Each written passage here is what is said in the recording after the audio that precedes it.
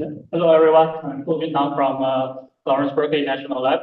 And today I will give a short talk regarding how to access large HDF5 data efficiently. And so a little bit background of the data that I'm working with. I'm in a team working on regional scale earthquake simulation, and we are running really large simulations on exascale computers like Frontier. So the typical workflow includes running the large simulation on Frontier, and we transfer the generated data to NERSC, to Perlmutter for analysis and visualization.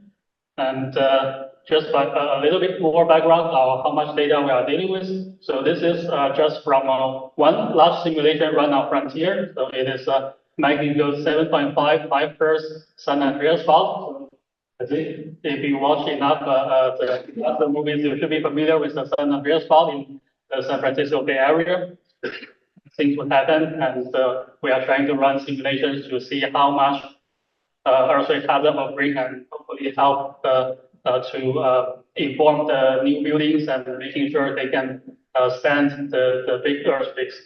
So for this particular simulation, we run 2048 Frontier nodes, 20 hours. So it's kind of the big run, and this simulation we simulated at for 235 seconds. So in total for this simulation, there are 76 billion grid points. So that's a lot of grid points. And for this particular output, so this is kind of an experimental big run, so we are trying to be conservative. Well, even conservative, if you see the numbers, we are generating a ton of data. So the output file is one single HDF5 file, and it has 3 big data sets corresponding to 3 velocity components, so 2 horizontal, 1 vertical. And as I mentioned, this is kind of a test run, so we did some downsampling to limit the total size. We downsample to output every 20 steps, and that corresponds to about 0.01 seconds of simulation time between the time steps. So we use CFP lossy compression because otherwise we don't have enough storage space to even save this data. And even after compression, we get 3.2 terabytes, and that corresponds to 390 terabytes of data. Just one single file. That's the largest file I have ever dealt with. That source in HDF5 format or any other formats. So well, I was given a task for using this data to produce a movie animation of the ground surface motions. So knowing that the data is stored in HDF5 because I wrote everything, I did all the HDF5 implementation for the simulation, so I know the data is shrunk, but so because of the data is shrunk, and the chunking is really optimized for the data write during the simulation to flush the data from the memory to the storage system as fast as possible. So there is really a mismatch between the write pattern and the read pattern. So the data is stored in a write optimized layout, but it's not really ideal for read. One example is the very first implementation of this animation generation script. It is done in serial, and it's just too slow.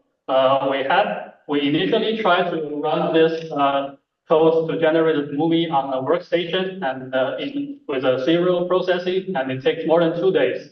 So my PI just asked me, 2 days is just too long. We cannot wait 2 days to take a look at those motions. So I was asked to parallelize this, and turns out this is actually an embarrassingly parallel problem, because when you are generating a movie, you are generating individual frames, and each frame can be processed independently. So the only hurdle, or the only thing to consider is really the eye of how to read the data efficiently into the memory and process them to generate the individual frames.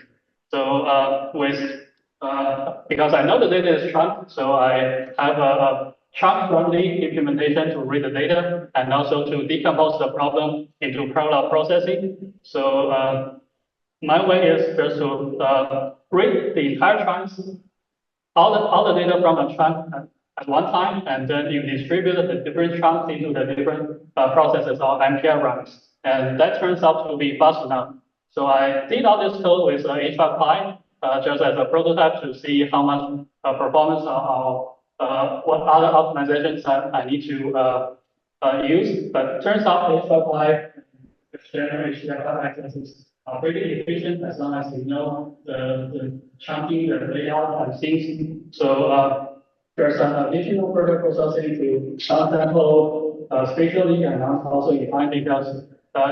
For the grid spacing that this data set has is about 6 meters, and there really isn't a monitor that has higher resolution that can display those kind of spatial resolution. So we did a downsample and found out that actually we can downsample as much as 50x. We did a downsample in space 50x, and we also did a downsample in the time dimensions. We we downsampled it to average 3 steps, and that generates a movie about 30 FPS that is good enough for a human eye to see any difference. And as a result, let me see if I can make this work. So on the right-hand side is the generated animation. This looks pretty cool. If you are familiar with the Bay Area, you know, or even if you live in this area, you can get an estimate of how much damage things would get if this earthquake really happens.